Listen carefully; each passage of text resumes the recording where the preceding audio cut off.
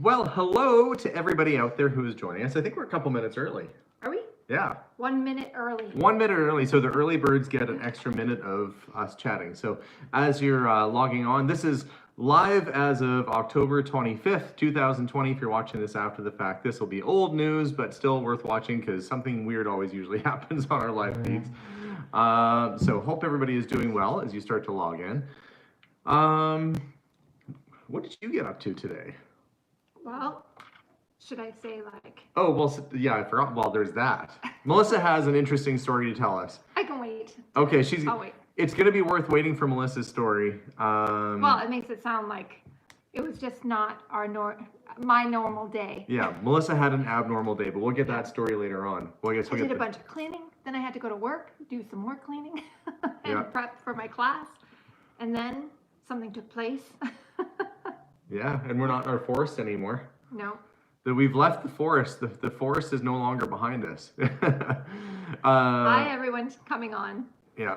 So I don't know if you guys all saw the video that we did not that long ago where we did sort of a makeover of our main floor. We're not quite done yet, by the way. We still have a couple little things we want to do on the main floor. Yeah.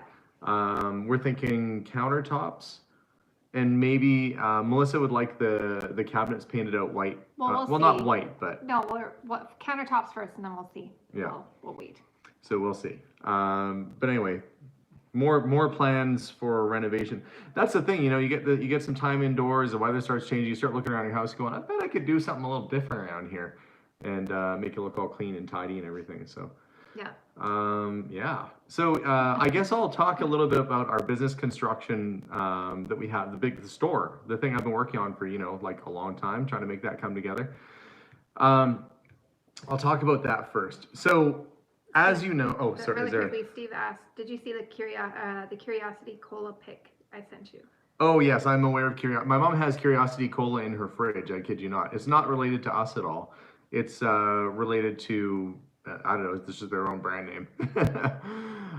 So if you do have a chat or a super chat, we'll try and get to them as priority. In the meantime, I'm going to take a minute to tell you guys about the whole store. So, hey, Matthew.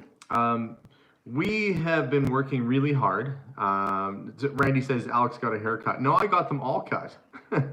Oh, you knew that was going to happen. Had to be a dad joke there. Yeah, I told Abigail I was going to shave my head, and then she thought I was going to shave it bald, and it just did the sides and the back. So. Somebody said they like my foundation. I actually can't wear a foundation. I can wear it just under my eyes, unless I want to look like I'm going through my teenage years all over again. It's just the lighting. It helps. Wait, did somebody say, is Josh your son? No, Josh is not my son. Mind you, let's see. I think I would have had to have been like... Josh just said zing. Wow. Josh is not my son. I think Josh is probably about, 10, 11, or 12, something like that, years younger than us, younger than me. He's not too far apart from Melissa, I don't think. So, no, Josh is not my son. Neither is Sean, who works at my store, and everybody thinks that Sean at my store is my kid, too. I would have had to have been, 12 years old for me to have Sean or Josh as my kid, I guess. But we will adopt Sean and we'll adopt Josh if need be. We'll do that. I guess if Josh is 26, if that's the case, then I guess I am old enough to maybe. No, I'm not old enough to be his dad. I would have been 14 when I had him, so that's not right.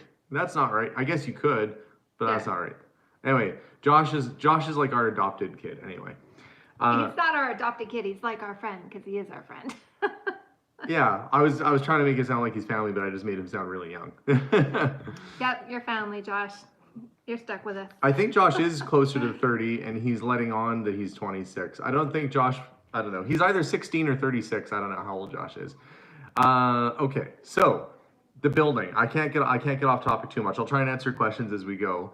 But we have been working really, really hard to try and get this building put up, and we finally got permission to build, I don't know, at the beginning of the month, beginning of October. The problem is that the building permit came so late in the game that by the time the guys got the infill done and we'll have the yard ready to put the concrete down, and I have to say concrete, not cement, because everybody says cement is just an aspect of concrete. I have to get the concrete poured. we are getting frost and we're getting snow right now. So it's a little bit, it's not ideal to put a foundation down. Not because they couldn't pour. We're going to have a couple nice days where it's going to be fairly warm. It's the overnight lows that makes it unpredictable, and you don't want to have your foundation being unpredictable. Having an uncle who lives out of town that's unpredictable, not so bad. You're like, that guy, he's unpredictable. Having a foundation that's unpredictable, not so great. So we are basically just going to wait until spring before we put the foundation in. But that's okay. That basically just means that we have a little bit of extra time so that we can get the basically. I don't know if any of you guys follow me on Facebook at all, but I said what we're going to be doing is I'm going to be selling like crazy all over winter, and I'm going to be auctioning and selling stuff and trying my best, and I'm going to try and pay off our little store. I just want to get us in best position possible to weather the winter storms and all that. So I'm going to be going crazy with auctions and crazy selling things. So very soon we'll be doing an auction sale. Actually, like I think it's next week, November 2nd is when it starts. We have a big auction happening at, there's somebody says there's a staticky sound. It's quiet at our end. I don't know if anybody else is having static at their end, but for us it's... Oh yeah, Dave's saying it too. Yeah. Oh, it's yes to the static crackling sounds. Hold on, let me listen on mine. Okay, Melissa's just going to check the audio here, and we'll see. Hold on, let me listen on mine. Okay, Melissa's just going to check the audio here. Oh yeah, there is static. Right? Okay, it's not that bad. I guess we'll have to deal with a little bit of static a little bit. Now you guys can see how much of a lag there is. I wonder if it's because of the microphone. The mic on our camera has been acting up a little bit, so maybe I'll stand back a little bit. Okay. So I am going all in over winter. I'm going to auction off a crazy amount of stuff. I sold the Woody wagon, even though I just bought it. You guys probably know the story. I bought it. It needed a little bit of work. And when you get into a vehicle like that, you either decide, am I going to spend the money on the few things that it needs, or am I going to sell it and basically just get my money back and put it into something else? So the guy paid me for it. I'm taking all that money. I'm putting it on the building. I'm going to have a big auction. I'm going to sell everything. I'm going to put it on the building. I'm going to do another auction at the end of November with Kastner, a bunch of antiques. I'm going to take that money. I'm going to put it on the building. So, not leaving a whole lot left on the table for anything else. But we're certainly going to try and get everything paid down as best as possible. So, were you going to ask a question? No, I was just looking at you. Oh, she's looking at me. Usually when she looks at me, it's like... I was like this. Yeah. So we have a Harley Davidson that we just posted on eBay. Hopefully we get some offers on that. It's a beautiful Harley, 1943 Harley Davidson WLC, which if you're unfamiliar with the WLC model, that's the one that the Canadian Forces used in World War II. So they're a little less common. It's a beautiful restored bike. So there's things like that if I sell and put the money on the building, I'm going to try my best to try and pay that thing off. Hopefully in the next 5 or 6 months. And that's going to be kind of crazy to do, but I'm going to try anyway. So Joe's, okay, I'll answer some questions about the comic book auction. I guess the first thing is, Joseph Joseph Vervin, says, what's the most expensive comic? I think Tarzan #1 is a pricey one. That's worth a few $1,000, I think, at least. There's a few comics in there that are really rare and really desirable. There's #1s of many different series. We're going to be getting, actually, they've got a lot of it listed already. If you go to Comic Connect, or I don't know if Matthew Fox is on or able to find the link for us, since Matthew's a wizard, comicconnect.com. It's in New York. They're also known online as being Metropolis Comics. But they're the ones that are hosting the auction for us. Oh, thank you, Matthew. So if you look at Matthew's link there, I don't know how. Matthew, you're amazing. Thank you. Yeah, that was fast. So if you go to the link, Matthew will probably post a couple times for us. You can see that they've got things lotted. There's pictures of items coming up. They've got grading for everything. They're professionals. They've graded things professionally. And that bidding goes live November 2nd. So we're getting really excited. And I will do videos sort of leading up to it, and then on the auction day we'll probably do a follow along and kind of watch as things start to end. And boy, oh boy, it's just such a it feels intense to watch this stuff go, and we'll see what's happening there. So that's all going on. So big auction, and thank you, Matthew, for posting that link. And at the end of the month we're going to be doing another auction with Kastner. I'm going to be putting through a whole bunch of stuff. We still have a few pieces of Mary's pottery left. I'll probably include some copies of our book as well. Maybe I'll sign them and write a little something in them. I don't know. But there's gonna be lots of antiques and collectibles and fun stuff happening at the end of the month. Actually, November's gonna be a very busy month. So if you want to get some cool Christmas presents or some cool surprises, we've got a few places for you to shop on our channel. I feel like a home shopping network right now. This jar of pickles is handmade by my Aunt Velma, and it's available for purchase for 10 installments of $19.99. Her pickles are the greatest. Better be the greatest. That's how I feel right now. Anyway, so there's lots of stuff. And for those of you who don't know, we did write a book about the whole Potter's House series. It's on Amazon. It's called The Potter's House.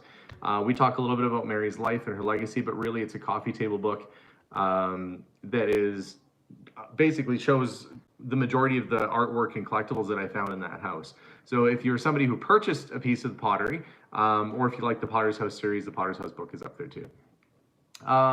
So Matthew says, what's going on up there in the local schools? I'll try and answer a couple of questions, I guess.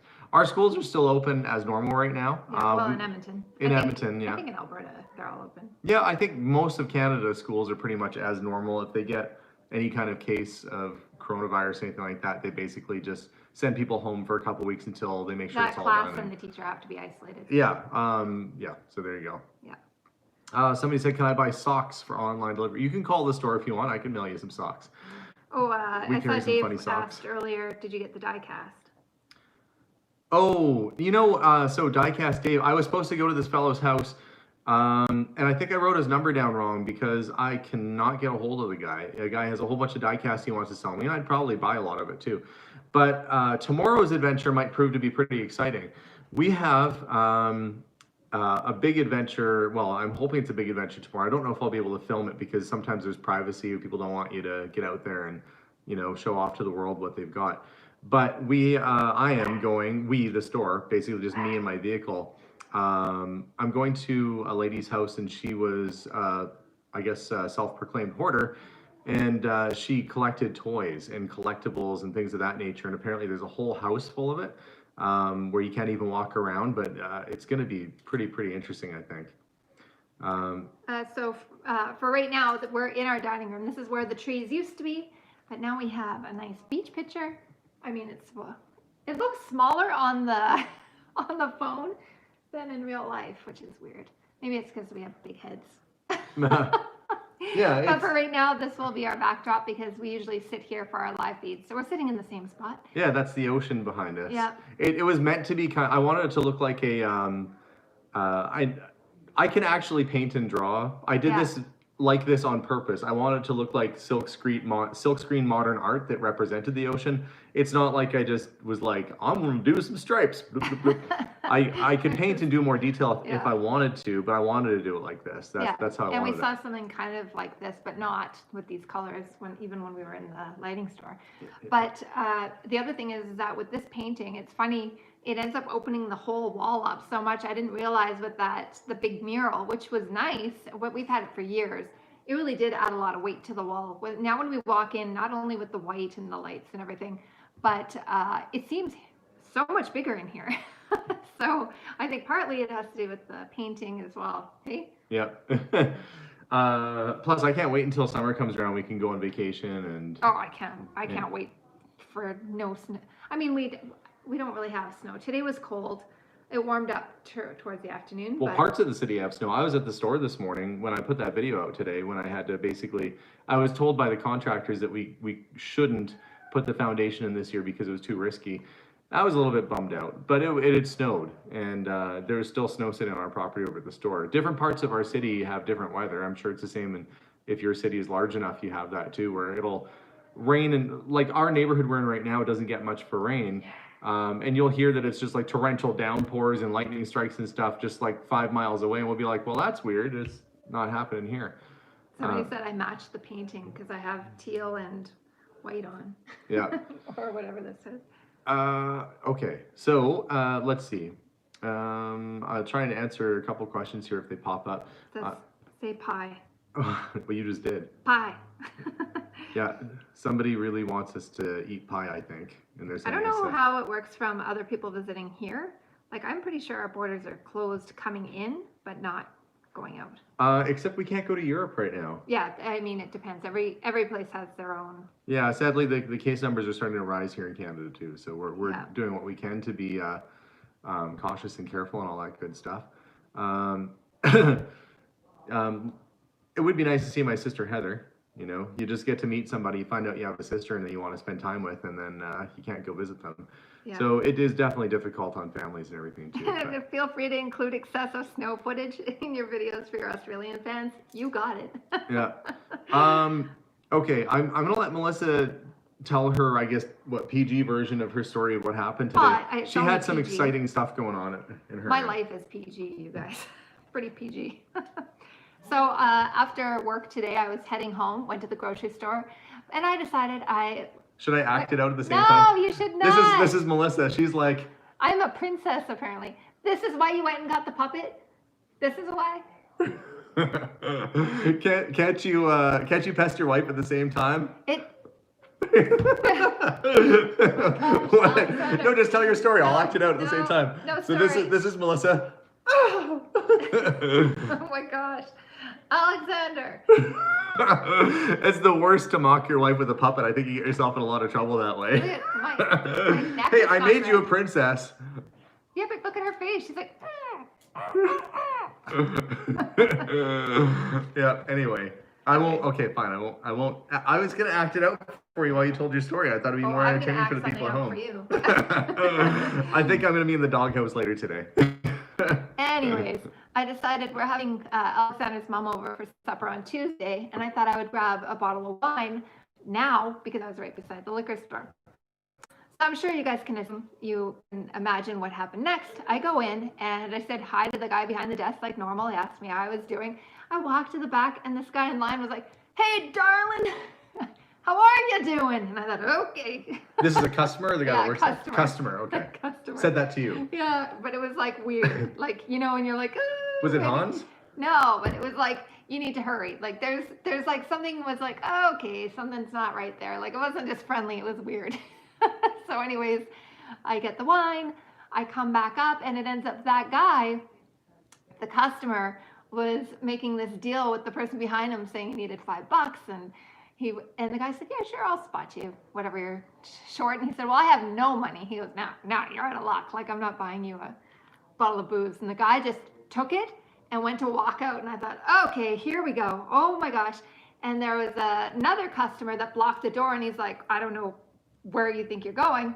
Go put that back." Nobody touched anybody, but oh my gosh, you guys.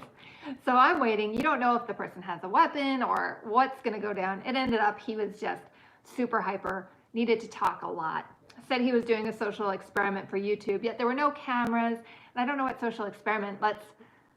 What, do you get free whiskey just because you have a YouTube channel? Is that how that I works? don't know what he thought, but he's like,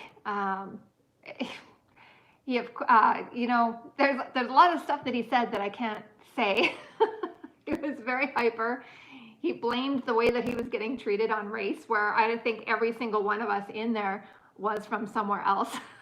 And it was insane. It was a little insane. And then, of course, the police came, and they said he was busy trying to become a lawyer outside, like practicing, because he somehow kept saying it's our human right to be able to just walk out of a liquor store and there's a no chase policy or some crazy thing. So it was insane. Police came. He did the social experiment. If you do something wrong, the police are going to get you. So. But Dave says it's probably a sketchy liquor store. It's not normally. It's like a nice neighborhood, like it's where you go to get wine and stuff. Everybody else were like, I mean, yeah, it's just a family.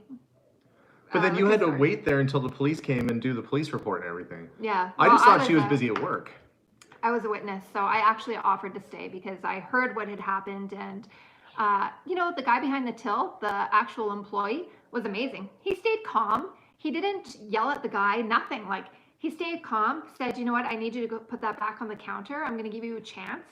Put that back on the counter right now." And he's like, "I want you to call the police." He's like, "I'm calling the police." So he called the police. And, you know, I mean, it was a weird scenario because there was no violence. The guy was just loud. But you thought the customer and the guy were going to get into a fight because they started yelling at each other. No, not the employee. No, the customer and the robber guy. The customer that held the door, he was blaming it on race. And then as soon as we he don't need to even- get into that part. No, yeah, but that's why they fought. It was because of, and then he ended up making some racial comment immediately. But I guess we should probably preface that the people that were mad at each other about race were Customers. they weren't our customers. They were customers in the store, but they were people of minority cultures themselves, I guess. So it's not, anyway, it was odd. So they started, I mean, the guy was yelling at him, and the one guy said, "I dare you to say that to me again." And so I thought something was going to happen, but it ended up that other guy, he's like, and so the guy said it again, of course he did. And you almost had a brawl. But then the customer that was holding the door that said, "I dare you to say it again," he said, "That was really rude." I didn't think that is how it goes in Canada, you guys. Wait, you got to get the thing that they gave you as your, thank you. Hold on, so I go. This is like the icing on the cake. Melissa's going to grab it and come back. So apparently when you, are in a liquor store when it's getting robbed, the liquor store, what do they give her? They gave her a little bottle. What is it?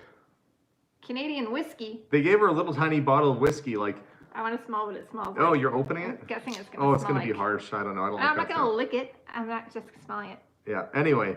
Whew, it's what you imagine. But can you imagine the guy broke in or was in the store, wanted to steal a bottle of whiskey? Can you imagine what it was like when he's out there being detained by the police and they're like, "Hey lady, here's a little bottle of whiskey." He's like, "No, I wanted that. That was supposed to be my bottle of whiskey." Yeah. All he had to do was be nice. But the thing was is that he was smiling the whole time. He wasn't really, he just was talking a lot. And I mean, nobody was abusive. Nobody was. It says it's rare. Does that mean it's difficult to find, or is there raw ground beef in it? Yeah. Gibson's finest. A fine whiskey comes in a tiny plastic bottle. It's like when you go to a hotel, instead of soap, they leave these out. You're like, "No, that's a hotel." Yeah. They said, use it in your baking. They said, that's not a bad brand. Really? Just value. I wonder if the guy's going to get in trouble at work there for giving you this now. They're going to be like, "And we're missing a tiny bottle of whiskey." I didn't say where it was from. Oh. Could be anywhere. But I don't know. The guy was super calm. I was impressed at how the police were polite. I mean, the whole thing was almost fake. It was almost too. But did you get the wine for dinner? Yeah, I waited for the wine. Oh, I had him put it behind the counter because I wanted to wait for the police to make sure that I gave my witness statement, make sure they knew exactly what happened, what I witnessed that happened. How are you supposed to drink whiskey anyway, guys? You can't believe it. I've never had. Oh, I guess. Wait, is Irish cream whiskey? Because if Bailey's is whiskey, then I've had whiskey like that, but I've never had whiskey just on its own. How are you supposed to drink this stuff anyways? Anybody know? Straight on ice with a big ice cube that already? On the rocks with a big ice cube. With your mouth. Yep. See, that's the answer I would have given. Yeah. With 7-Up or water. With Coca-Cola. I would try it with Coke probably. Well, that would probably make it sweeter anyway. Yeah. I don't know. Except for then I haven't had Coca-Cola in a while, so I'd probably just have the shakes. I feel like we need a tiny little brown bag for this, like an itsy bitsy little brown paper bag. An eggnog. Woo! Oh, I forgot Hans was on. Hey, Hans. Yeah. He said, sorry, I didn't get to your roof. He wrote it in the beginning, but the farmer's roof was steep. I feel like I know what farmer you mean. Oh, yeah. Hans was helping out at Melissa's mom's place doing their roof, and so we didn't get the roof done on our store. He was going to do the roof on our garage at the shop, but that's okay, Hans. That roof will probably last until next year anyway, and frankly, I'd rather put that money towards paying down my building and stuff anyhow, so it's okay it didn't get done. We'll put it into other things. That's just fine. Somebody said, that sounds like something your dad would have done in his TV show, the tiny brown paper bag. Maybe. Sometimes I get these ideas, the other day I went out and the garbage truck had come down our street and he accidentally dropped our neighbor's bottle of ketchup on the ground when he was throwing the garbage out, and he just left the bottle of ketchup and it left all this red ketchup all over the sidewalk. And my first thought wasn't to go clean it up. My first thought was to draw a chalk outline around it and put those little numbered cards like it was a crime scene and then just walk away. If I wasn't on my way out the door and driving away, I was like, I should stop and, put a chalk outline around that ketchup bottle and put those little number cards next to it so it looks like a crime scene and then just leave. That's how my brain works. I should have done it. That would have made for a pretty funny picture, I think. But yeah. Yep. Or it had little cartoon gloves and I think everything is better with like those little black arms with white gloves at the end of it. I'm just gonna grab You this. can make everything more comical with that. Melissa is doing something. What are you doing? So when I went to go get that little bottle, it's over by the stove, and I had my one of those foam drying things. What is that Oh, thing? the floor got wet. Well, it was dripping. I didn't realize. I hung it over the handle of the stove, and when I went over there, I have one foot that is completely sogging wet. Sogging? Sogging. Is that soaking and Soggy. soggy at the same time? Yeah. It's really wet if it's sogging. So now you guys know I'm sitting here, one dry foot, one soaking wet foot. I usually sit here with both feet in my mouth, Well, so see? that's better than me. Then yours will be Yeah. a sogging foot. You know, somebody says time for a new stove because our stove kind of almost caught our house on fire with assistance from Josh. Yeah, I won't put anything on the stove anymore. There's But- no way. There's nothing on it right now. It is a brand new stove. Like Yeah. somebody was saying you should get a new stove. That stove is brand new. Like we Yeah. just upgraded that stove this year, so it is It a works this year great. stove. I mean, it just, I don't know. I always wanted the knobs on the front. Now I have huge regrets. Yeah. So yeah, the ceiling looks great. I see Josh is on right now with us too. So if you haven't checked out Josh's channel, you should check out Joshua Alexander on YouTube. I was on one of his, he and Johnny B and myself did a live feed at our house while it was under construction. And you should check out Josh's channel. He's a fun, I like to think of Josh as a fun guy, you know, not like a mushroom, not a fungi, but a fun guy. He's a fun guy, Josh. And we're always happy to have him around. So the ceiling looks great. I can tell you folks, it makes a big difference having the popcorn ceiling out of the way and having that all done. So it definitely looks much better around here. It just feels like a show home. Like it feels like somebody else's house. You know, when you first repaint or you redecorate or do something different in your house and you're like, right, this is our house now. Yeah. So anyway, it turned out really well. If you can get rid of your popcorn ceiling in your house, I recommend it because they're kind of dust collectors. Somebody said they're spiderweb collectors. We were talking when we were here too that back in the day you could get popcorn kind of ceiling, but it had little bits of sparkly glass in it for effect. You guys remember that? Have you ever seen that when you've been in a house and it's like this weird stucco-y ceiling and it had sparkly bits in it? With like, it looked like stalagites? What are they called? I can't remember now. In a cave. Okay, anyway, my brain has gone blank. I'm having that moment right now. Anyway, it had like little danglies with glass all in it. And I was recalling back to when my great-grandmother, her house that she lived in was probably built just after the war. Stalagmites, thank you. Stalactites? Stalactites, there we go. Or stalactites. My grandma's house was built after the war. And after the war, in their attempt to recycle, anybody remember when they decided to take like Coca-Cola and 7-Up and ginger ale bottles and they'd smash them more or less into small pieces and then they'd mix it with stucco and put it all over the side of your house. Nothing is better than running outside and playing with your friends in the back of your grandma's house and running against the wall and getting a giant glass cut because they use broken glass on the side of the stucco. You're like, yay, I got the ball. Oh, what happened? And then you look and they use broken bottles like beer bottles and pop bottles to decorate the stucco with. Yeah, you guys, has anybody else ever seen that before? I don't know, maybe it's just me, but it's like a thing they did in the 40s and they did it in Canada. There's still neighbors. I went to some guy's house the other day and I was picking there. I went to go, actually one of the guitars that got stolen from our store, I bought from a guy's house and he had that kind of siding on it. I was like, my grandma had the same stuff on her house. Oh, stalactites. Thank you. So yeah, there was houses around that had broken glass in them for, you know, that was probably around the same time that they would have people, you know, coat everything as asbestos. Are you wearing your asbestos shorts today, Jimmy? Sure am.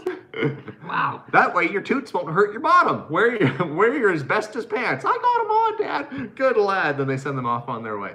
You know, they had asbestos floors and asbestos. They did have asbestos, I think, clothing that was supposed to be fire retardant. And then they would put glass on. What a dangerous time. Everybody's like, I wish it was like it was in the 40s. Yeah, if you could live through it, man, with the glass being on the side of the buildings and all the other stuff out there, boy, dangerous times, I'm sure. And this is coming from a guy whose great grandpa worked in a coal mine. My great grandpa lost his eyeball. My great grandfather, Nicholas, was he was a Polish guy. He was a Polish guy, and he worked in a coal mine. Can I tell the story about my great grandpa? Yeah. Why? So, why are you asking? well, I don't know if I don't know if I'm oversharing. Oh, brother. Okay, fine. Melissa's gonna take a break. If that's fine. You want us to take a nap? I've got other Melissa All here. right. Oh, hello. Your stories are so awesome and amazing. Okay. Don't worry. Oh, I'm worried. We're all worried. Well, you should be worried.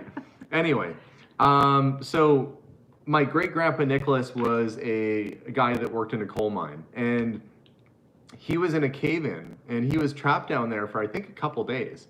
And they thought that he was gone, like they thought that he'd passed away. And I think some of his coworkers did pass away, but they got through, and somehow he lasted the 2 or 3 days or whatever it was until they dug him out. When he got out, they had found that he'd injured his eye, and his eye was lost in that injury. So when I got to know my grandpa later in life, he was already retired at that point, and he used to tinker on clocks. He had a garage in the backyard that they called the doghouse.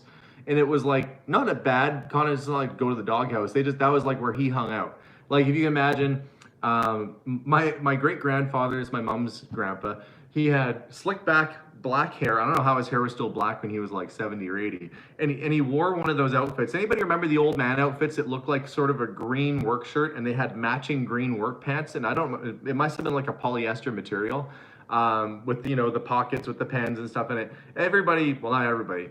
Some of you might have had a grandpa or a parent who dressed like that. It's like like if you were going on a safari to an automotive shop or something. That's how he dressed. So imagine like head to toe in like this sort of olive green, not a jumpsuit, but a really matching pair of pants and shirt. And I think he must have had 12 pants. It was like Batman's closet. Like Batman he has like 500 bat suits that are there. Mr. Green Jeans. Yeah, Batman had a whole bunch of different Batman suits in his closet, and he's like, which one will I wear today? I'll wear black, the color of my soul. And my grandpa was like, oh, which one am I going to wear today? I'm going to wear the green on green. So anyway, he would go out there, and he'd work in his garage and work on fixing clocks and things like that. And I think when family came over, he pretty much just disappeared to himself. But on occasion, if you were real lucky, you'd watch Grandpa take his eyeball out, and he'd like polish it on his shirt. Squeaky, squeaky, squeaky, squeaky. And sometimes he'd put it in like sideways or something, so it'd be like looking like this or looking like that. And he did it on purpose because they're fit for your head. Like they're meant to go in a certain way. I think my mom said one time he took it out of his eye, polished it on his shirt. Well, I think he pretended to put it in his mouth. put it on and put it right back in, the fun you can have when you have a glass eyeball. He was also a man who was old enough that still used a spittoon. And I remember him sitting in his chair and, like chewing on his, I guess, chewing tobacco or whatever, in his green, like, leisure suit, like, work outfit, and just sitting there, and, bing, I'm pretty sure he must have hit that spittoon 85% of the time. And the rest of that floor was well oiled. I'm sure that hardwood floor had a different Save the puppet fund. Matthew says save the puppet fund. You think Melissa's gonna do in this puppet later on? It's gonna be done. He said I should get one. The fun with eyeballs. But that's so gross. Yeah, somebody said gross. That's right, John. Which is crazy to think that. So barf emojis. He passed away when he was, I don't know, like in his late 70s or early 80s. And I thought at that time, that's a grandpa type of age to pass away. And my grandma would last almost another 30 years, which is crazy to think that my great grandma lived to like 102. She had the same kind of genetics as Mary, where she was totally with it, remembered everything, used to tell me stories. It was crazy talking to my great grandma because she remembered when there weren't cars. There's not too many people left on this planet that you could talk to that are like, yeah, I remember when there was no cars. They didn't even have cars. So they used to catch the horse. When the horse was just walking down the road, you jump on its back. Somebody said $20 to kill the puppet fund. Aw, poor princess puppet. So yeah, it was kind of cool talking to my grandma about that. And she'd tell stories about how her horse would, they'd walk along the fence and the horse would try and knock her off on the fence so it would get her off her back and stuff like that. But different times. So let's see. What should we chat about next? I don't know. Well, you brought up the conversation died once you brought up the cuppet. The puppet? It was that sniff of I made ball. her a queen, like my queen. If I had to find a puppet equivalent of you, she is fancy and you're fancy. You're fancy, right? Zenobia, Melissa needs a puppet fund, a puppet to fund. Okay, there you go.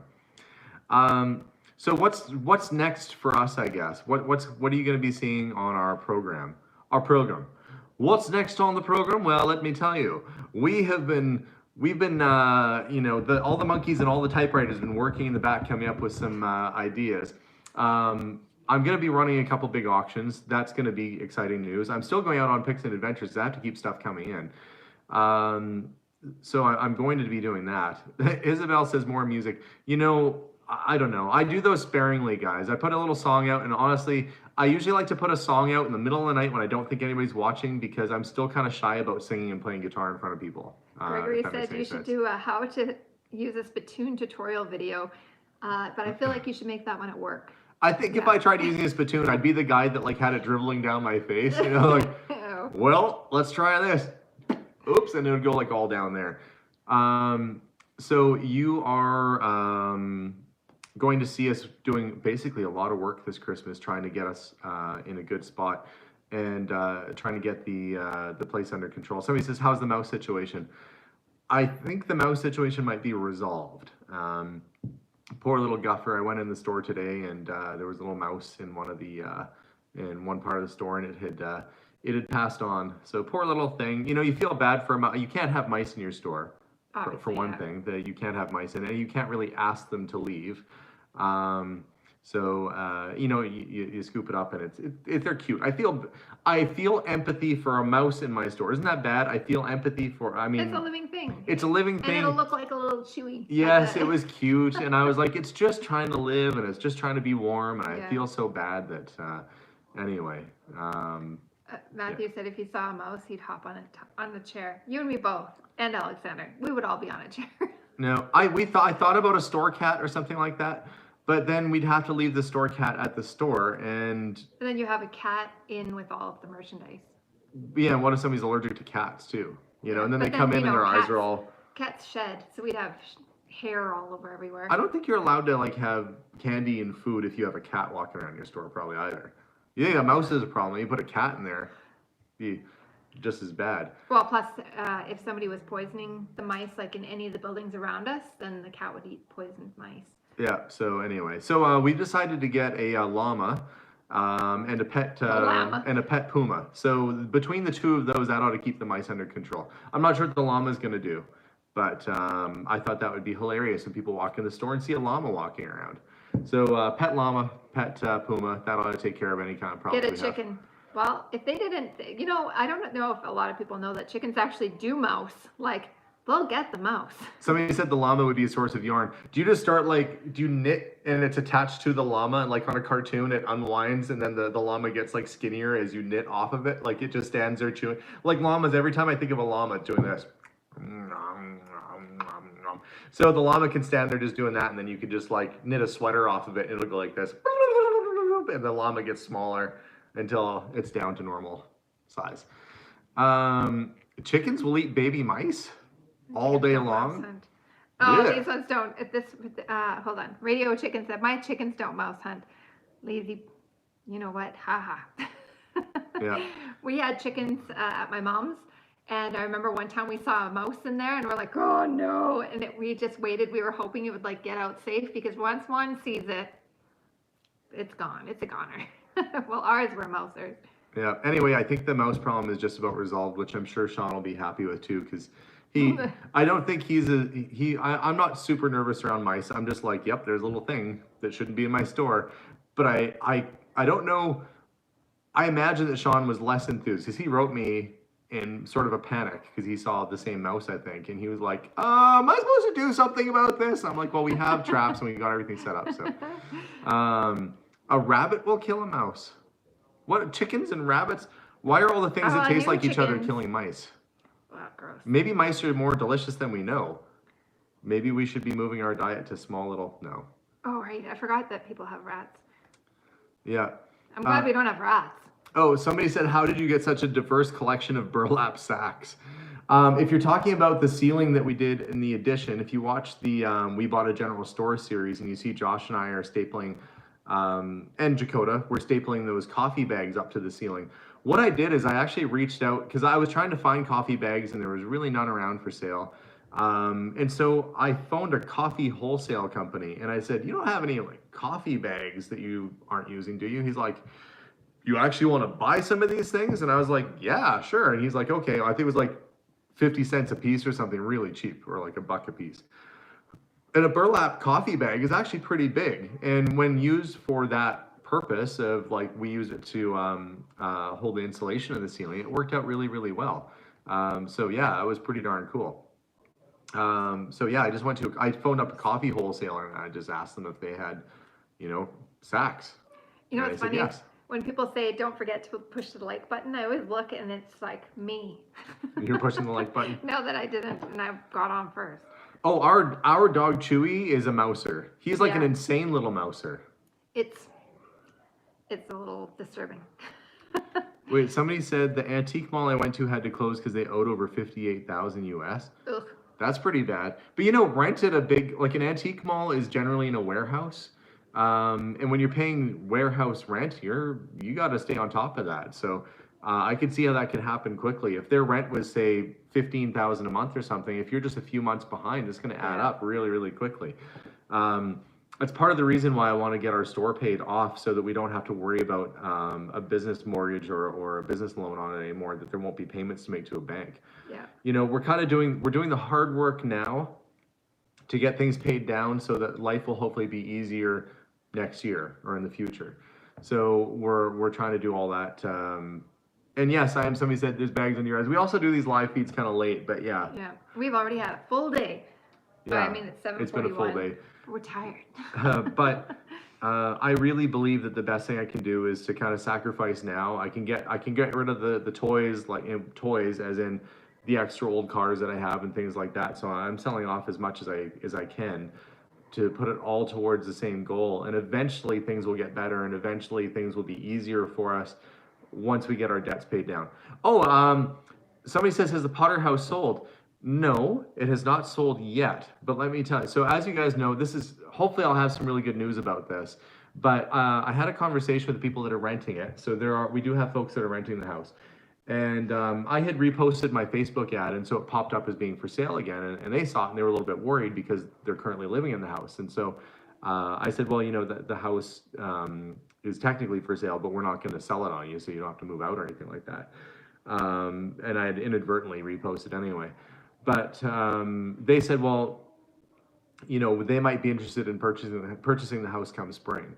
They really like the house. They've been in it for over a year now. They don't really want to move. They want to stay in that location. And it's a beautiful home. If it was here in Edmonton, we would be in that house. We would be fixing it up and living in it. It is a beautiful heritage home. And it's got a nice big yard and everything. It's a double lot. So it's a beautiful, beautiful property. So they're going to continue to rent. And then I think what we're going to do is try and apply some of the rent that they've paid over the past year or so and help them to pay their down payment. So that's going to be our gift sort of to our renters, is to help pay their down payment on the house, and hopefully they'll go ahead and buy it, and then that'll give us an opportunity to do some things we need to do. Actually, the timing would be fantastic, because if the house does sell in spring, that would be right when we're putting up the building, and that money would come in really handy. So fingers crossed that that all happens. So I am trying to lay the groundwork out for the next year or two in terms of what we do. And in case you're wondering how I plan, I have on my phone, like on my notes program, I have these little check marks. And I put targets for myself on milestones that I want to hit by a certain time. So I'm always looking at it, and I'm always trying to think about how I'm going to hit these milestones and how we're going to accomplish it. And to be honest with you, what's been motivating me a lot lately is just making sure that our environment is nice, that Melissa doesn't have to stress. I'm not a defeatist, but if anything ever did happen to me, I don't want Melissa or the kids to have to worry about anything as much as we wouldn't want that to happen. I can rest easier knowing that Melissa won't have to worry about paying a mortgage or anything like that, that my family will be looked after. So I'm going to continue to work as hard as I can over this winter to try and do what's right by my family, and try and make some good, smart business decisions, and take care of that. So no crazy spending on myself for a little while. And the only old car that I'm kind of hanging on to for the time being is the Rolls Royce, because that has been a lot of personal blood, sweat, and tears into that. It should be done at the shop pretty soon, and then it'll be coming back home again. So there we go. I've got my plan laid out, and now it's all about basically making this plan come together, making everything work out, laying the groundwork for our big, crazy things that I want to do, like get the building paid off and then build a little coffee shop next to my building. These things will happen in stages, but I'm going to try and be smart about it. So stay tuned for more. There's a big antique auction going to be happening at Kastner Auctions at the end of November, so stay tuned for that. There is going to be a big comic book auction happening November 2nd. Well, I guess we should give you guys a couple. We'll probably do like about 5 minutes or so to do some Q&A, because it's not fair for us to just log off like that. We'll do some Q&A. Why are rusty old pop signs so hot? Well, they're popular because people like the graphics on them. People like to put them in their garages or as home decor. So they're very popular because they're collectible, and people like the artwork on them, if that makes sense. Somebody keeps asking about insulators, railroad telegraph. I don't buy or sell in telephone insulators. I picked up one the other day that was red, because you don't see red very often. But telephone insulators, oil lamps, furniture has all really, and china has all kind of become less of a collectible in our area anyway. I can't speak for yours, but in the general populace of collecting, people aren't really picking up a whole lot of that stuff right now. What's popular for our store are unique items, things you haven't seen every day. So advertising signs and oil cans, yes, that kind of stuff. Old toys are always popular. Yeah, we can always do quite a bit. We don't have a mortgage on the Potter's house. Oh, somebody said don't hold the mortgage on the Potter house. You could end up being a bill collector, and you could be watching it deteriorate with no control. We're not holding. We have no mortgage on the Potter's house, and we're not going to be we're not going to act as the bank, if that makes sense. Yeah. We're just planning on providing them the money for the down payment so that they can go to a bank and buy the house on their own, and then the bank will pay us. Because I think that was the stumbling block that they had, was coming up with the down payment, but we're going to help apply some of the rent for it. I don't know the backstory or whatever it is, but we want to help them out. It makes sense for us, and it makes it easy. When you buy large quantities like the cameras, what is the strategy for selling them off? Okay, that's a good question. That was Mark Lefevre says, when you buy a big collection like the cameras, what's your strategy? Here's how I work with a big collection. When I buy a giant collection of things, I don't want it. I buy it, but I don't have room for it. I don't want to have an extra warehouse.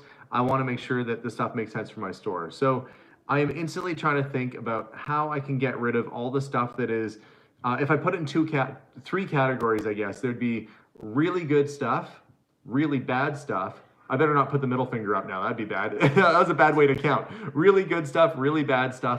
Started with the pinky and the thumb. There, and then there's the stuff that's mediocre that you could sell in the store, and it's kind of medium stuff. So I want to separate the really good stuff out and either bring it to the store or put it up on eBay or something like that. And then the stuff that's kind of, I wouldn't say bad, but stuff that's very common or it's not overly collectible, I will group all that together and I'll reach out to other antique dealers and I'll try and wholesale out lumps of things, because it gets a big chunk of my money back on the investment.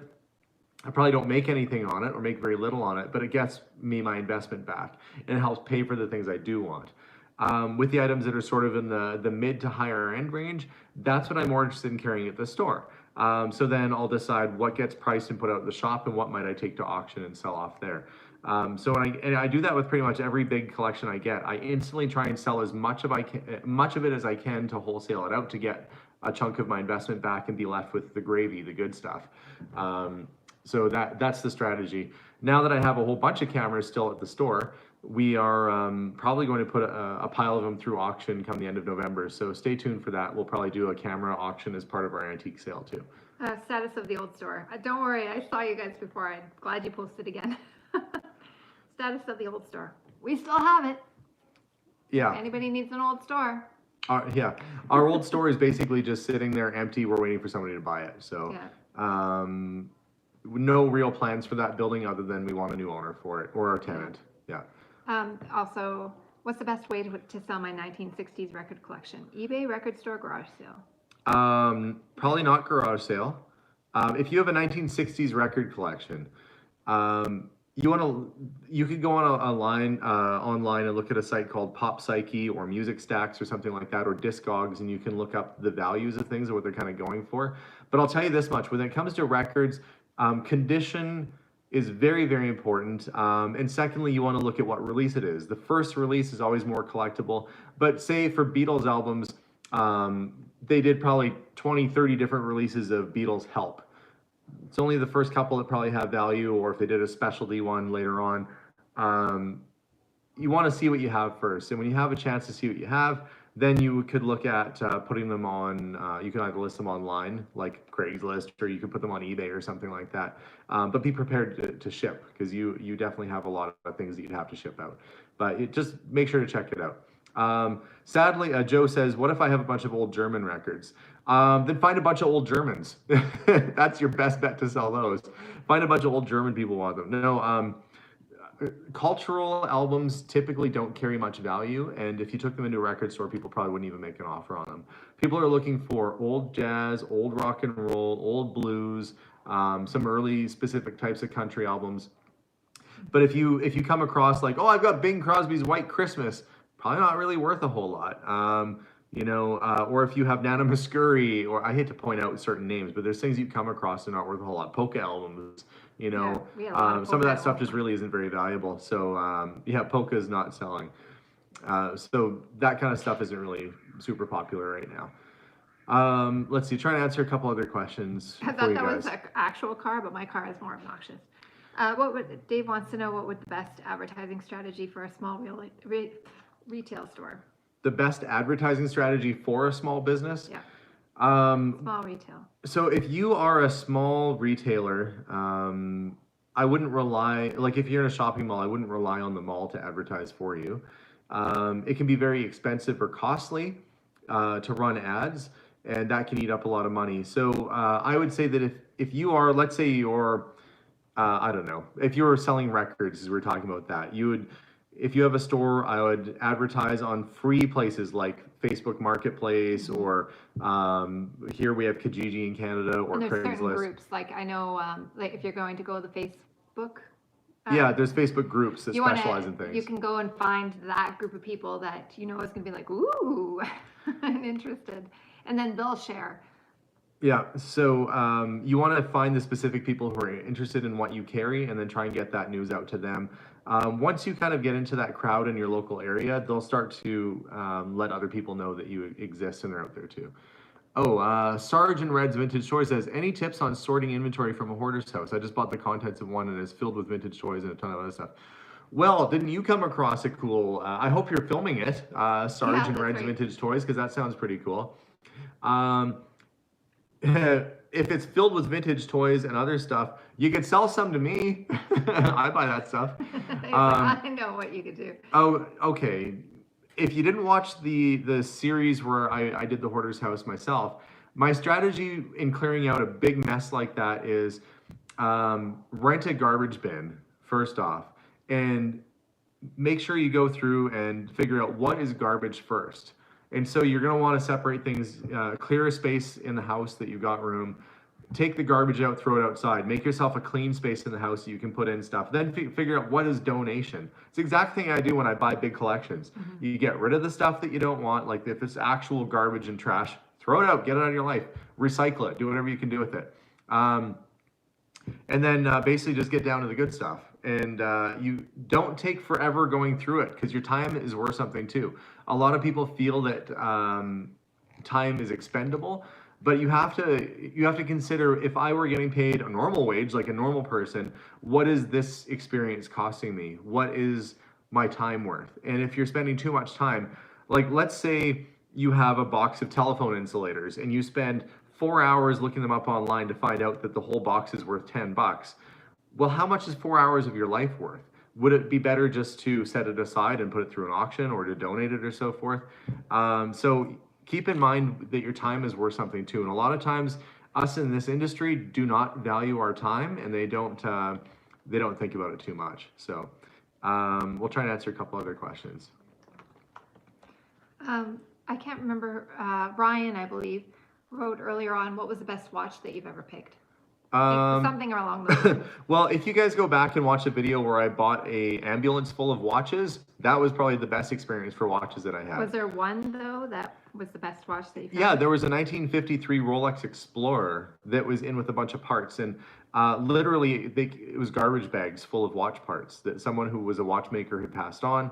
Their family had no interest in piecing these things back together, and so I went there and bought all the watches and parts and everything. And I was able to piece together through a different watchmaker a whole bunch of beautiful watches, including an early Rolex Explorer.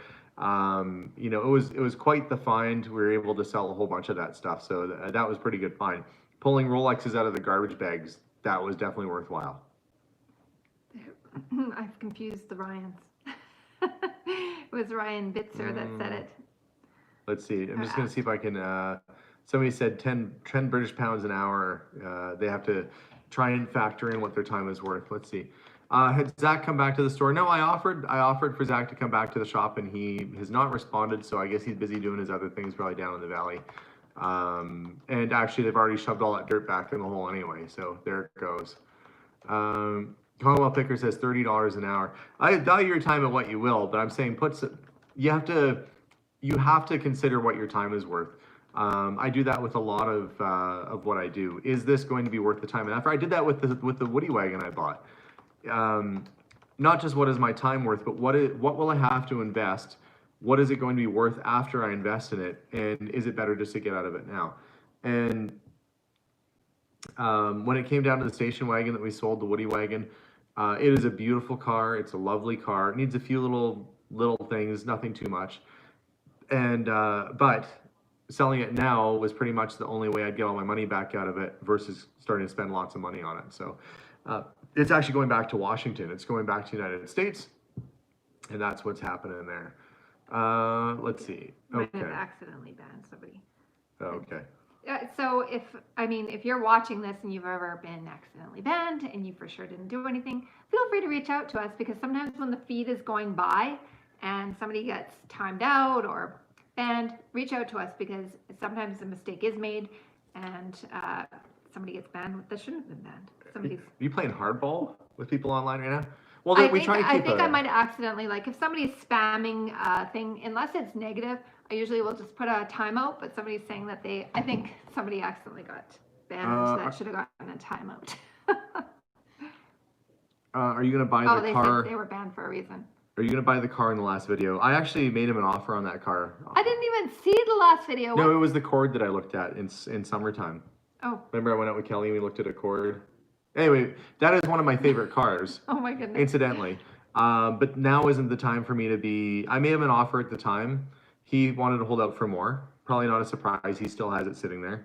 But for me, it wasn't worth the investment. You can buy one of those cars restored for a third of the cost. That's the thing. A lot of the time, if you buy a vehicle that's fully restored, you're going to get it for less money than if you buy one in bad shape. Unless you have a body shop and or a mechanic yourself, it's not worth putting the money into restoring something nowadays if you're doing it with resale in mind or as an investment in mind, because you're just never going to see your investment back. The only time you'll get your investment back is if you either get something cool in good condition, you can sell it right away, or you basically can do a lot of the work yourself. We see we have a 12-year-old fan on right now, Jesse. So a big hello to Jesse, and we hope that we hope that you're doing really well out there, and glad that you're watching the channel. Katerina said, please tell Alex he did a great job with the painting in the background. She knows that she knew right away what you were going for before you explained it in the video. So some people are asking, deep sea, shallower water, what is that called? Wake? Shore. Yeah, but no, the white is like the that's the wake, yeah. Wet sand, dry sand. Yeah. Because we like the ocean and we're landlocked here, so. Yeah, we were basically just trying to get some of the colors that actually blended with the other parts of the house, and I don't know. How far are you willing to travel for items? Well, normally, if it wasn't for COVID, I'd go anywhere. Yeah, depending on what it is, like you have to think about your flight and your cost.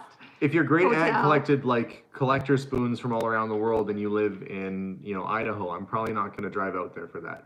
But if, somebody has a really massive collection of really cool stuff, I have traveled. I mean, we went to, prior to COVID, I was in New York and Colorado, and we went to Washington and Oregon, and Oh yeah, that we were crazy van trip. yeah, we go all over the place. So it's kind of disappointing, from coast to coast, literally, is normally where I'm willing to go. But I can find a lot of stuff in my local area, and there are a lot of things that are in your local areas. You don't have to go too far. Iron Bubble said, I like the ocean too, and I'm landlocked. Let's move. Yeah. Yeah, or if we get a big enough earthquake, the ocean will come to us. Oh my goodness. We'll be oceanfront property. And be like, wow, we must have saw the future by painting our house coastal-like on the main That's floor. awful for all the people that are between the ocean and us. Chris Shepard says, what kinds of items do you find that are easiest to flip? Oh, good. That's the one I was trying to remember. What are the top items to look for while picking? There's always somebody looking for old comics, old toys, old sports cards if they're prior to, say, 1985 or so. There's always a collector out there for that stuff. So if you're ever at a yard sale, you see an old box of comics, and the price is right, it's worth taking a risk on. Stuff that's considered fun. Boxes of assorted jewelry. Sometimes you can find actual gold and silver and diamonds and things like that. Yeah. Our neighbor across the way, they asked us, they wanted to sell us some of their mother-in-law's or mother's jewelry, and want us to make an offer, but we went through the box for them. There was actually quite a bit of real jewelry, like old wedding rings and stones and diamonds and things. So Melissa and I just went through and we sorted it all out and we gave it back to them, and we said, we don't want to make an offer on it because you actually have a lot of money worth of gold and diamonds and stuff here. Yeah. But if you were at a garage sale, let's say, and somebody had a big box of old jewelry out for like $50, sometimes it's just worth taking the risk because there might be all kinds of good stuff in there. I would say there's up and coming collectibles too that are easier to sell. Old Nintendo games, you wouldn't think, but old video games, especially the original Nintendo, Super Nintendo and things like that. Robert Porter says, nobody sees me. Well, we saw you now, Robert. Now you gotta ask a question next. Old video games are really popular. If it's fun, it's going to be probably popular with somebody else, like old slot machines, pinball machines, coin-operated games. Those sell really well. Guitars, musical instruments, those translate, so it doesn't matter how old a guitar is. Somebody can play it in the same manner they played it for many, many years. So those are easy sales. Artwork is subjective, just like the painting behind me. Not everybody's going to like it, but certain artists and types of artwork can be very good investments. But somebody's saying real antiques are out. Prices are down 50%. When we talk about a real antique, that has to be something 100 years old or older. Primitive antiques would be things like horse tack and oil lamps and stuff like that. Not as popular as it used to be. Same thing with proper antiques like, teacups and dishes and so forth. Those have taken a nosedive. But mid-century furniture, very popular. Anytime we get a mid-century lamp in, sells very quickly. Teak furniture, very popular. Early American furniture is still good. Mind you, it's taken a bit of a dip. Early American or early Canadian made furniture is good, and I'm talking like 1700s furniture if you can come across it. Gasoline signs, yes, though, that sort of stuff is good. Stickly furniture is always good, arts and crafts stuff. So there's certain things that will hold their value very well. You have to stay close to what your customers want. You could probably find if you can make something relevant again, it will become popular again. If for some reason, like let's say a celebrity, like for whatever reason, the Kardashians started using oil lanterns in their videos, and they're like, Kim Kardashian's lighting it up with her old Aladdin oil lamp. Not that that's going to happen. But then people are like, where do I get one? All it takes is somebody out there who's popular on social media or something to draw attention to something. That's the weirdest thing I could think of. But if somebody starts using it as decor or becomes popular again for whatever reason, then something can go up in value. I need to ask the other Ryan's question. What's the oldest antique you've come across besides the dinosaur bones? Well, I mean, that's the oldest. Dinosaur bone. I found a box of dinosaur bones at a yard sale once. That was the oldest for sure. I don't know. I mean, I had somebody bring in like an early 1700s gold watch, which I did a video on. It's in there somewhere. I think it's called like Gold Comes Into the Store or something like that. But he brought in this beautiful pear case gold watch. That's a pretty early piece. There is stuff that's been handed down through centuries, um, and it's just beautiful, and you never know what's going to be coming through. All right, let's see. Uh, you know, the person that bought the Woody Wagon, they said, what was the final price for the Woody Wagon? Oh, it was on. I think it was like 26 US or something like that. That basically But just the- gets my money back on it. Yeah, we were lucky. We like came out even on that, I think. But the gentleman that bought it was super excited, like such a fun, like that was probably the most fun I've ever heard on eBay in my life. Oh yeah, he was an excited guy. The guy that bought our Woody Wagon owns a diner in Washington, Yeah. and it's called I think it's called XXX Root Beer, and it's been there since 1940. And he loves the car so much. He's a very nice guy. His name is Jose. Never heard a man more excited in my life. If you're in the Washington area, check out his diner. It looks like it has good reviews online. So he's gonna be super excited to get it, and it's going to Washington State, not Washington D.C. His plan is to basically just have fun with it, park it out there when they do car shows. He's got a lot of interesting collectibles inside the diner, and they have a homebrew recipe for root beer. And he said, "You come down anytime you want. I'm going to fill you up with root beer." And I'm like, "Okay, well, our kids like root beer. As soon as that I border like root opens up beer. again, we'll go down." There was a super chat. Do you have any advice for a new small business owner? I think one thing though, you were going to make a video about that too, right? Yeah, but I can give you some advice. Yeah. So Etienne Leroux says, "Do you have any advice for a new small business owner?" My advice for you would be don't overextend yourself. Pay attention to what your customers are asking for. I don't know what type of business you're in, if you're in the antiques business or anything else, but when it comes to any sort of business, you can get yourself over your head really quickly. And things that will get you in over your head, let's say you want to lease a space. Yeah, Issaquah, Washington, that's the place, thank you, where the restaurant is. Have a budget for what you want to put money into. I'll give you an example. There are places out there that when you go to sign a lease, they ask you to do $150,000 to $200,000 worth of renovations to their space in tenant improvements before they'll even let you open. Melissa and I looked at some spaces, and they said, you know, it's going to be $4,500 a month for rent. This is for like a retail space. And we need you to do $100,000 or more in leasehold improvements to it. And we're like, wow, okay, that's a lot of money. So had we gone ahead with that, that would have been very, very difficult to recover from, because you have to factor in that's $100,000 that's not going into your stock, that's not going into your customers, that's not going to your bank. And frankly, it doesn't even really benefit the person who's leasing you the building, because they're going to ask the next people to update it and renovate anyway. That's the challenge of being in a shopping mall. Challenge of being in a shopping mall is that when your lease comes up after 5 years, or if you've signed a 10-year lease or what have you, that you might be bound to a contract where they require you to do over 100 grand in tenant improvements. So being very cautious with the type of space that you lease is very important in clarifying what your lease entails and what the expenses are. Beyond that, running a store can be expensive. Hiring too many staff. A lot of people will not work themselves. Like they think that I'm going to open up a business and I'm never going to be there, or I'm not going to put hours in. Lately, I've been only at the store a couple days a week, but the other, 3, 4, 5 days a week, I'm still working. I'm taking stuff to the auction. I am promoting our store online. I am working. I'm just not working at the store because I'm acting sort of as our spokesperson. But keeping your expenses as low as possible, being as creative as possible is very important. And really have somebody look over your lease as a professional before you sign into anything, because you might get into a situation that if you go out of business after a year or two and it's a 5-year lease, you would be liable for the remainder of that lease. So you sign a 5-year lease, you close down after a year, which does happen a lot. You are liable for 4 years of that lease until they find a new person to rent it. And they might not have any need to rent it out. They might just decide, we're not going to try that hard because you're paying us our lease. So you can become bankrupt in a hurry if you're not very careful. So make sure to have somebody who's professional check over your contracts before you do anything. Let's see. The old diary, the journal from the 1700s. I sold that to a local collector during our shutdown. Helped pay the bills for a little while.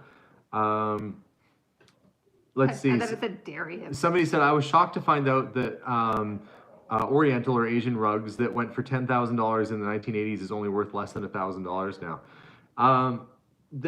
An item that you would want to use in your house and use only has relative value to who's going to pay for it. So yeah, there aren't as many collectors for things like that right now. Etienne says, thank you, appreciate it. Oh, my pleasure, Etienne, my pleasure.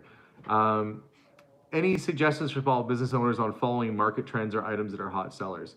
You can look on eBay for completed listings to see what things are going for. You can also get an idea about what's popular by looking at what things are being featured on Instagram and looking up certain hashtags like vintage collectibles and see what's getting featured more often, or to see what people are chatting about. You know, I've had many things come in the store that I thought were really cool, and then they fell flat. You know, like hand carved masks and things like that I thought were really interesting. Maybe other people didn't see it the same way. So you have to be very cautious with what you're buying. How do you motivate yourself to do the less fun parts of your business? Well, I'm not a big fan of doing paperwork and things like that, but even some things just have to be done, and you have to do the and do it anyways. Pretty much. I'm really good with lists, and if you're not normally an organized person, and I'm not normally an organized person, I am better with lists. And if you put a list together and you have checklists and things you know that have to get done, you'll be more inclined to maybe get them done. So I will make lists, and I have things that have to get done at a certain time. I have to get my daily totals entered in on a spreadsheet. I have things I have to do. And to be honest with you, and Forever in Blue Jeans says Alex has more energy than anyone I've seen. When I wake up in the morning, I try and think about how productive I can be in that day. I look at every single day as being a gift. I look at every single day as being an opportunity. I don't like just sitting around. I don't like having idle time. I like to think, am I going to get some stuff done today? So it could be something as small as giving myself a few little tasks like fixing the kitchen sink or, you know, phoning to get a quote on something or following up. But I always want to make sure I'm accomplishing things every single day. And as a result of being somewhat organized, thanks to my phone reminding me and making lists and also being fairly motivated, I get a lot accomplished. And I would say that if I didn't have that, I can't imagine what it would be like to sit around and just wait for things to happen.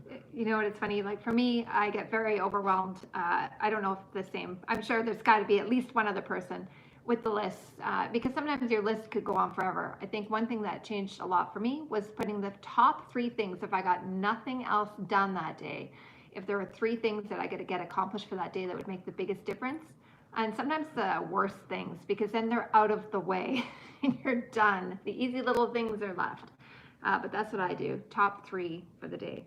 Melissa and I are very similar in that way. We like to get stuff accomplished.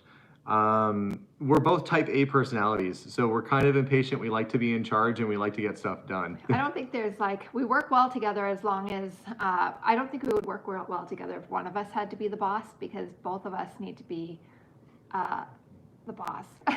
I don't know how better to say that.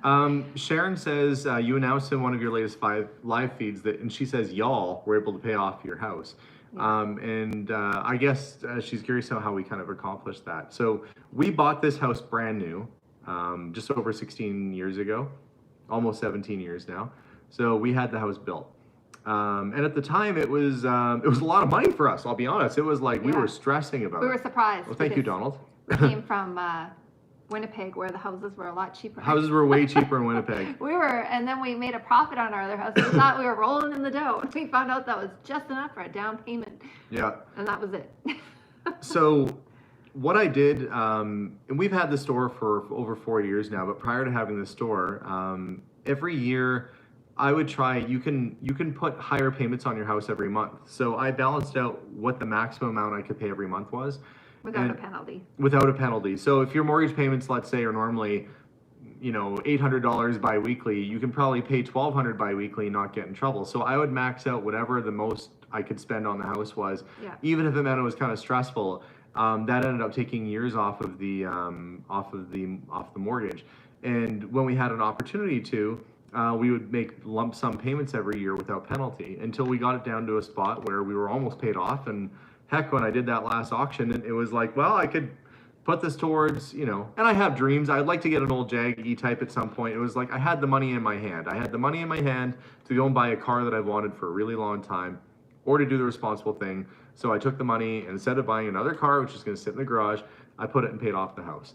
And so if you want to get rid of the interest is killer. So the more you can pay your place off in a hurry, you know, get it done, get it out of the way. And now we're trying to do the same thing with our store. What you want to do is basically maximize your payments, reduce your overall interest, reduce your amortization period. And so we got the house paid off in 16 years. It was a 25-year mortgage, so we were almost 10 years early on paying our house off. And so now Melissa's not even 40 yet. She's still in her 30s. Yeah, I am. Yeah. I'm just by months. I'm just Let's north be of real. 40. So now being kind of like in that 30s and 40s range and having our house paid off is a big bonus. But you know, people were saying, "Oh, that must be awesome. You have your house paid off." But well, we still owe money on the store, and until that's done, I don't really feel like celebrating much because I still have work to do.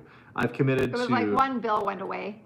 It's still good. Like we're still excited about it, and we Yeah. have like One bill went away, and now we're focused on getting the other bill of the store to and go our as old well. store. We owe money on both those other stores, so we actually we're down to 2 mortgages or 2 business loans right Yeah. now. We have no mortgages, just 2 business 2 loans. business loans, but it still means you have to make monthly payments Yeah, and all that it's stuff. true.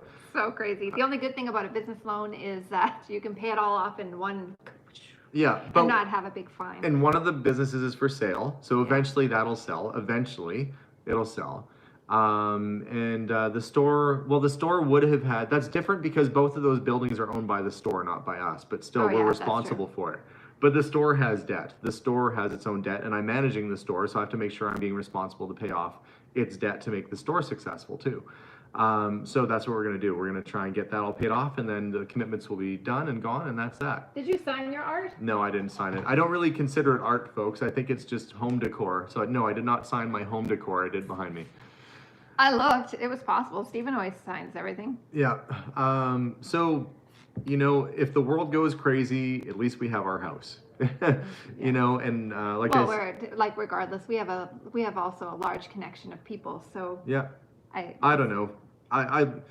The truth is I don't know. I've been motivated by this. It's been really challenging, you know, and I don't talk about it too much and I try not to show it too much, but losing my dad was very difficult. Losing Dave was almost as difficult. Dave, I've known Melissa's dad since I was a kid. I've known Melissa's dad since I was 16 or 17, and he was like a surrogate father in a way, and he was a good friend. And so I feel that loss heavily, and it makes you feel very temporary. You realize what's important. And what's important for me right now is making sure that I'm doing everything I can in my power to make sure that my family's lives will be easier or eased, and that we don't have any extra stress. And so I'm going to work my butt off as much as I can to make sure that everything is looked after. But it's not just about concentrating on working our butts off. It's also about really appreciating the time that we have. I know, but I'll be able to sleep easier if I know that it's done. It'll make me sleep easier to know that we enjoyed our lives and We'll enjoy our lives. just enjoy our We're lives. like in this weird situation where we can't really go out and have too much fun right now because of COVID. And Well- we can't go. We can't go do a lot of the things we used to do. You know, one thing that I realized through all of this, other than it sucks, is that we've been programmed to be like, really think commercialism is our thing to do, like to go out and shop and do all this stuff. Like for us, our restaurants and everything are open, so we're in a little bit of a different place. It's kind of pretty much normal here, other than you need to wear a mask. So Yeah. So I think that given that we're in sort of this buffer time waiting for things to normalize again, which I'm certain it will. I am a student of history, and I believe that, you know, we've been through this before. We've been through worse. We've gotten through it as a society. It will happen again. We're going to be good. It's going to get over. It's going to pass. When that time passes, we're going to have hopefully a little coffee shop built so that when people can come back in, they can come back in and have something really fun and interesting and community oriented to go to. In the meantime, places like auctions have still had business. Places like online selling have still had business. And there's a lot of people out there collecting because we've got time indoors. And, you know, if we're doing something and we're working or there's money coming in, people want to have fun and do things. And so I have my little collectibles coming in every once in a while. I've had some of you out there watching that have sent me or sold to me little Shuko toys or Dinky and Corgi toys or old Matchbox and stuff. I love that stuff. And somebody asked earlier, what are you always excited to find? I am just a big kid. So when I get little toy cars and, especially wind-up toys that do something or gadgety little toys from the, 1970s or 60s or before, I'm a happy guy. So I have this little showcase in our house and I've got some little treasures in it. And every once in a while, I don't buy a lot for myself, but I'll put a little thing in that showcase and it just kind of puts a smile on my face. Do I buy off eBay? Sometimes, but more I would say I sell on eBay. When I was collecting Corgi toys, which were like the Batman and things like that you need at Mint in box, that's what I was going for. I couldn't find it locally, so on occasion I treat myself and get one of those, but always still looking for fun stuff. So if you're out there and you're watching and you have some cool rare toys for sale, I'm always buying stuff like that, so keep me in mind. That said, I think we are going to call it a night. Are we considered being locked down? No, we're not locked down. No, you can go anywhere. You can go to restaurants. You can do things. It's just there are masks. You have to wear a mask if you go to a store. There's like a lot of people have directional arrows for when you're in stores. Some stores have caps of how many can be in there. You have to social distance, wear a mask. Yeah, don't sneeze on anyone. I mean, if you're sick, stay home. Which you should have been done anyway. Oren says, hello. Oren, we saw you on Josh's channel the other day. Hey, nice to see you here. No, everything is open for business here, including theaters and all that other stuff, because our cases have frankly not been all that bad. But that said, I was at the airport the other day and I posted a picture of it online. I was picking up Melissa's mom at the airport. There was nobody there until her plane got off. The only people in that airport were probably myself, maybe one other guy and his kid, and the person that worked at the poor little Tim Hortons there. It was dead. I did a couple videos there back in January and February when I was traveling. I went out to see Adam and then in Ontario, and then I went to New York. And I was probably walking and talking through the airport, and it's normally like shoulder to shoulder, busy, can't find a seat, And I looked at the arrivals list, when you normally go and you look at the arrivals and there's like hundreds of planes. There was like 10 planes. I'm like, what? It was so weird. I feel like Rick Grimes, who woke up and the zombies had started to take over. I was like, what happened here? But things are still open for business, as is our store too. And we want to keep it that way. As long as people keep abiding by whatever rules are in place and the numbers stay moderately low, they're going to keep things open. So for us, we're hoping that we'll have a good Christmas season and have lots of fun stuff for people for Christmas presents. But to make sure we offset that, that's why we're doing these auctions. So on that note, Matthew, if you're still on, if you can check or not throw up. If you can put out, if you can puke out the listing to my comic book auction, that'd be great. I don't know why I turned into Tony the Tiger at the end. We all know why. The voices were assumed to come. They're great. It took till the end. Frosted Flakes. Tastes as good going in as they do coming back out again. They're great. So there we go. ComicConnect.com. You can browse the listings. Thank you, Matthew. The link is up there if you go back through and watch this again later on. I'll try and I'll put the link for it on my Facebook page too, so you can see. But there's close to 8,000 or 9,000 comics, plus I think there's about 4,000 lobby cards. They're just updating everything right now. So I'll do a video and I'll interview the guy who owns that company, and I'll talk to you about why we decided to go with that company. And walk you through how to navigate it for anybody who's interested in maybe picking up a cool comic book for a good price. If you want something that came out of one of our videos, there you go. You can go on these auctions and pick stuff up. So thank you very much, guys. Hope you have a wonderful night. We're off to call it a night here soon too. So thank you so much. Thank you, Matthew, for moderating. Thank you to all of you for sticking with us, for all over 2,000 of you that are watching us right to the end. And Melissa, are you wanting me to say goodbye with the puppet? Melissa Puppet says, see you later. This is devolved into a kid's show. Anyway. I know they said you need to go get the Alex puppet. And we have this one that looks like a chef. These are by Melissa and Doug. They're actually really good puppets if you need a puppet. But there's one that looks like a chef, and Alexander makes it scream when you used to do puppet shows. Yeah. Screamy. Yeah. Oh no, the dog's screaming. The dog was named Screamy. Yeah. Anyway, have a good night, guys. We'll see y'all soon. Bye for everyone. now. Bye, guys.